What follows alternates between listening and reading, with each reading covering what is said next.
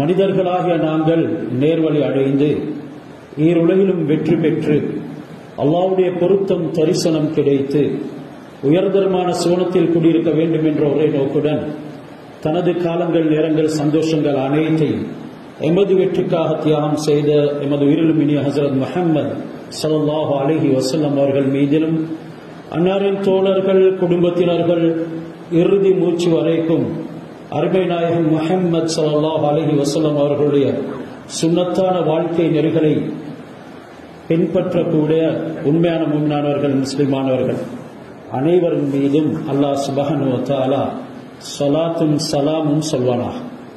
அல்லாஹ்வுடைய இல்லத்தில் இஅ்திகாஃபுடைய நியத்துடன் கடமையை நிறைவேற்றி பொருத்தம் பெறுவதற்காக அமர்ந்திருக்கும் இறை நேசர்களே, நல்லடியார்களே, மனிதனுடைய வெற்றி தோல்வியின் விவகாரத்தை அல்லாஹ் சுப்ஹானஹு வ தஆலா இரண்டு விடயத்திலே நிர்ணயித்து வைத்திருக்கின்றார்.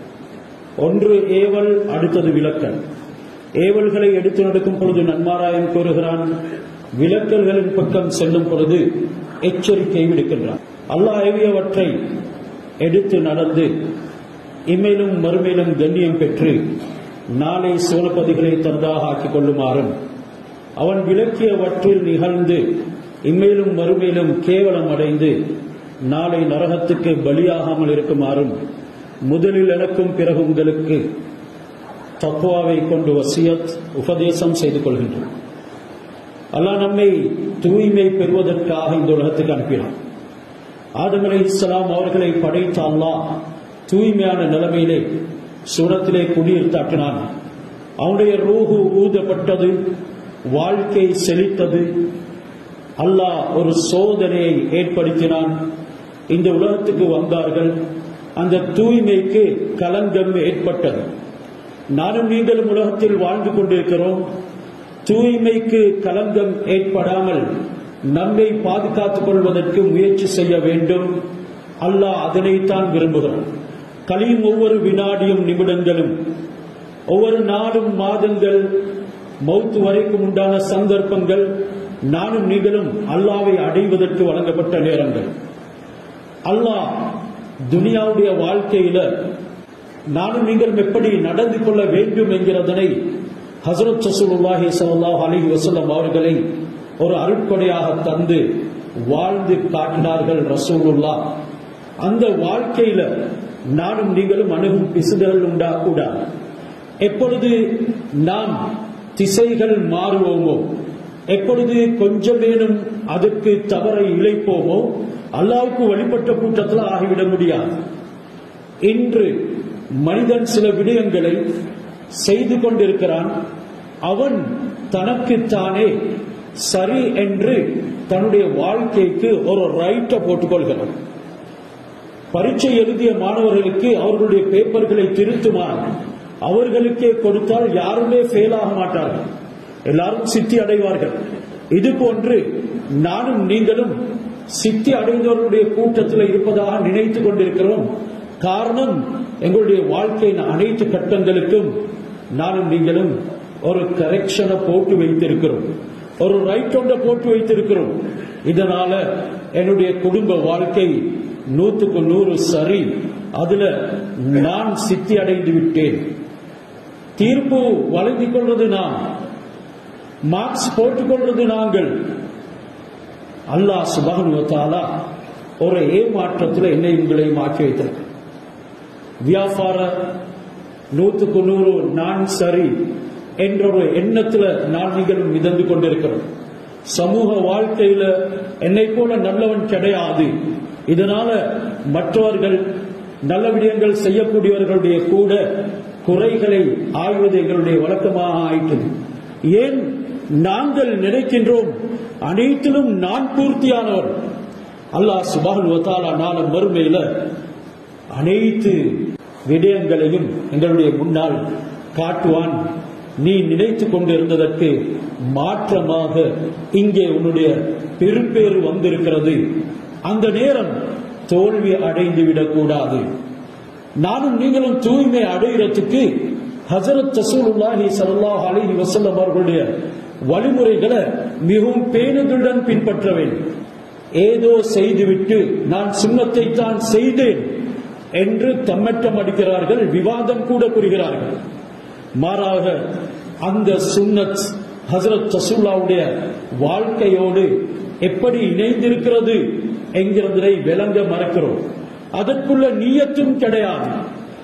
இவன் இபாதத் செய்தவனாக கூட கணக்கெடுக்கப்படாதவனாக ஆகிவிடுகிறான். காரணம், இவன் அதுக்கென்று தன்னை தயாரித்துக் கொள்ளாத நிலைமையில ஏதோ நியத்தில்லாமல் செய்து கொண்டிருக்கிறான். அந்நியத்து துமையிசுல் இபாதா அனில் ஆதா. ஆதத்தை விட்டும் எங்களுடைய வளமையை விட்டும் நடைமுறைகளை விட்டும் வேறு பிரித்து காட்டக்கூடியது தான் எங்களுடைய நியத். அந்த நியத்துக்குள்ளதான் சுன்னத் இருக்கிறது என்கிறதனை மறந்துவிடக் கூடாது. நடைமுறையிலே ஒன்று செய்து கொண்டிருக்கின்றோம், அது நியத்துடன் இணைந்து சுன்னத்தாக மாறிவிட வேண்டும். அப்பொழுது தான் கூலி வழங்கப்படும். என்று இபாதத் செய்யக்கூடியவர்களுக்கு கூட நியத்து கிடையாது. அவர் மஸ்ஜிதுக்கு பாதத்தை எடுத்து வைக்கின்றார், அவருடைய நியத் அல்லாஹ்வுடைய கட்டளையை நிறைவேற்றுவதற்கு என்று இருக்கிறது என்றாலும் அவர் வளமைக்காக வேண்டி வருகின்றார். நியத்தை புதுப்பிக்க அவர் தயார் இல்லை. இதனால இன்றைக்கு நியத்துக்கு மரணாடி கொடுக்கக்கூடிய சமுதாயமும் உருவாகிவிட்டார்கள். நியத்து அவ்வப்பொழுது புதுப்பிக்க வேண்டிய அவசியம் கிடையாது. நான் வருகிறேன் மஸ்ஜிதுக்கு தொழுவதற்குத்தானே வருகிறேன், அதனால் ஏன் நியத்து வைக்க வேண்டும் என்று கேட்கும் சமுதாயமும் இன்று இருந்து கொண்டிருக்கின்றார்கள். நியத்தை புதுப்பிப்பது, நியத்தை எப்பொழுதும் ஞாபகப்படுத்துவது ஒரு மூமினுடைய இபாதத்துக்கு வலுவூட்டுகிறது. மட்டுமல்லாமல் அதனுடைய இஹ்லாஸ் கூட பேணி பாதுகாக்கப்படுகிறது. உன்னுடைய காரியம் நடக்கும் பொழுதும், நடப்பதற்கு முன்னாலும், நடந்து பின்னால் முடிந்ததன் பின்னாலும் நியத்தை நீ புதுப்பிக்க வேண்டும். அதுதான் அல்லாஹ்வுக்கென்று ஆகிவிடும். அப்படி அல்லாத அனைத்திலுமே அசுத்தம் இருக்கிறது என்கிறதுல ஹஜ்ரத் ரசூலுல்லாஹி ஸல்லல்லாஹு அலைஹி வஸல்லம் அவங்க விளங்கப்படுத்தினாங்க. இன்று எத்தனையோ பேர் அதற்கு கூட்டு சேர்ந்து விடுகின்றார்கள். இதனால தான் அல்லாஹ் சுப்ஹானஹு வ தஆலா இணை வைக்கிற பாவத்தை தவிர்த்து ஏனைய பாவங்களை தான் நாடியவர்களுக்கு மன்னிக்கின்றேன் என்கிறான். இதற்குள்ள நியத்து இருக்கின்றது என்கிறதனை நாங்கள் மறந்து விடக்கூடாது. உள்ளத்துல தக்பீர் கட்டியதன் பின்னால உலகத்தினுடைய சிந்தனைகளும் வேறு படைப்பினங்களுடைய சிந்தனைகளும் வரக்கூடிய மனிதன் மனோச்சையை வணங்குகின்றான், அவன் ஷிர்க் செய்கிறான். இன்று எத்தனையோ விடயங்கள் இருக்கிறது. ஆகிரா உடைய உருவம் தான் கொடுக்கப்பட்டிருக்கிறது. நீயத்து மோசமாக இருக்கிறதன் காரணமாக அது துனியாவுடைய காரியமாக மாறிவிடுகிறது. எத்தனையோ துனியாவுடைய காரியங்களை மக்கள் பார்த்து இது துன்யா என்று தீர்ப்பு வழங்கினாலும் கூட நல்ல நீயத்தின் காரணமாக ஆகிரா உடைய காரியமாக, அமலாக, கிரியையாக மாறிவிடுகிறது. காபத்துல்லாவை வலம் வந்து கொண்டிருக்கின்றான் ஒருவன், அவனுடைய உள்ளத்துல இறை சிந்தனை கிடையாது, நியத்து கிடையாது. இவன் துனியாதாரி. இவன் காபாவை வலம் வந்தாலும் கூட இபாதத் செய்யவில்லை. பேமெண்ட்ல காணல் கக்கும் வேலையில 2-3 பேக்குகளை கையில தாங்கி கொண்டு லாபாய் லாபாய் என்கிறான் ஒருவன். அவனுடைய நீயத்து சீராக இருக்குது. ஹலாலான முறையிலே அல்லாஹ் எனக்கு சம்பாதிக்க சொல்லியிருக்கின்றான், என்னுடைய குடும்பத்தை பராமரிக்க சொல்லியிருக்கின்றான், அல்லாஹ்வுக்காக இந்த சிரமத்தை நான் மேற்கொள்கிறேன். உள்ளம் நிறைந்து நீயத்து பொங்கி எழுகிறது. இவன் ஒரு பெரும் இபாதத்தை செய்கிறான். காபாவை வலம் வரக்கூடியவனை விடவும் இவன் சிறந்தவன் என்ற பாடத்தை எங்களுக்கு கற்றுத்தருகிறது. இதனால தான் வியாபாரம் செய்யக்கூடிய நேரத்திலையும் அல்லாஹ்வுடைய சிந்தனையும் நீயத்தும் பிழைக்க கூடாது என்கிறதனை அருமை நாயகம் ஸல்லல்லாஹு அலைஹி வஸல்லம் அவர்கள் போதித்தார்கள். ரிஜாலுல்லாஹ் துல்ஹீஹிம் திஜாரத்துன் வலா பைஉன் அன் திக்ரில்லாஹ். சில மனிதர்கள் இருந்தார்கள், அவர்களுடைய கொடுக்கல் வாங்கல் வியாபாரங்கள் மற்றும் உண்டான எந்த ஒரு டிரான்சாக்சனும் அல்லாஹ் சுப்ஹானஹு வ தஆலாவுடைய சிந்தனை விட்டும் அவர்களை பராக்கில் ஆக்க மாட்டாது. தொழுகையுடைய நேரம் வந்து விட்டதா, பல கோடிக்கணக்கான டீல் நடக்க இருக்கிறதா, அதனை விடவும் என்னுடைய ரப்பின் திக்ர் தொழுகை சிறந்தது என்று அதன் பக்கம் விரையக்கூடியவர் வியாபாரத்துக்குள்ளேயும் நீயத்தை சீராக்கியவர். இதா நூதிய லிஸ்ஸலாத்தி மின் யௌமில் ஜும்ஆ ஃபஸ்அவ் இலா ذிக்ரில்லாஹ். இங்கே திக்ர்ங்கிறது தொழுகை. உங்களுக்கு ஜும்ஆவுடைய நாள்ல அஸான் சொல்லி அழைக்கப்பட்டு விட்டால் அதன் பக்கம் விரைந்து வாருங்கள். வதருல் பை, வியாபாரம் செய்வதனையும் விட்டுவிடுங்கள். இந்த வியாபாரத்துல தான் திக்ர் இருக்குது. இவர்கள் தான் அந்த குர்ஆனுடையவர்களோட எந்த ரிஜால்களை, எந்த மனிதர்களை அல்லாஹ்வுடைய திக்ருடையவர்கள், வியாபாரத்திலேயும் சளைக்காதவர்கள், வியாபாரத்திலேயும் அல்லாஹ்வுடைய சிந்தனையை வளர்த்தவர்கள் என்று அல்லாஹ் சொல்கிறானோ அப்படியானவர்களுடன் சேர்ந்து விட முடியும். வியாபாரம் ஒரு புறம் இருக்க, ஹராமான காட்சிகளையும் ஹராமான கூத்துகளையும் கும்மாளங்களையும் ஈடுபட்டு கொண்டு இருக்கக்கூடிய நாம் இன்று ஒரு நீயத் இல்லாமல் வாழ்ந்து கொண்டிருக்கின்றோம். இதே நிலைமையில மரணம் சம்பவிக்கும் என்றால் நஷ்டவாளிகளுடைய கூட்டத்தில் ஆகிவிடுவோம். என்னுடைய உங்களுடைய செயல்கள் அனைத்துமே அல்லாஹ்வுக்கு பொருத்தமானதாக அமைவதற்கு ஹஜ்ரத் ரசூலுல்லாஹி ஸல்லல்லாஹு அலைஹி வஸல்லம் அவர்கள் நீயத்தை சொல்லி தந்தார்கள். வியாபாரத்தினுடைய நீயத் என்ன?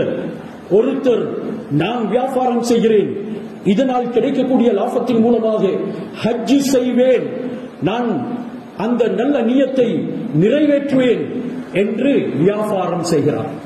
குமரி காரியத்தை நிறைவேற்றிக் கொடுப்பேன், மஸ்ஜிதினுடைய ஒரு பகுதியை பூர்த்தியாக்குவேன், மஸ்ஜிதை கட்டிக் கொடுப்பேன், மதரசாக்களுக்கு உதவி செய்வேன் என்ற நீயத்துடன் வியாபாரம் செய்கிறார். இவைகள் எல்லாமே உபரியானவைகள், இவைகள் அடிப்படையானவைகள் அல்ல. இப்படியான நீயத்தை ரசூலுல்லாஹ் சொல்லித் தரவும் இல்லை. ஹஜ் என்கிறது அது உன்னுடைய கடமை.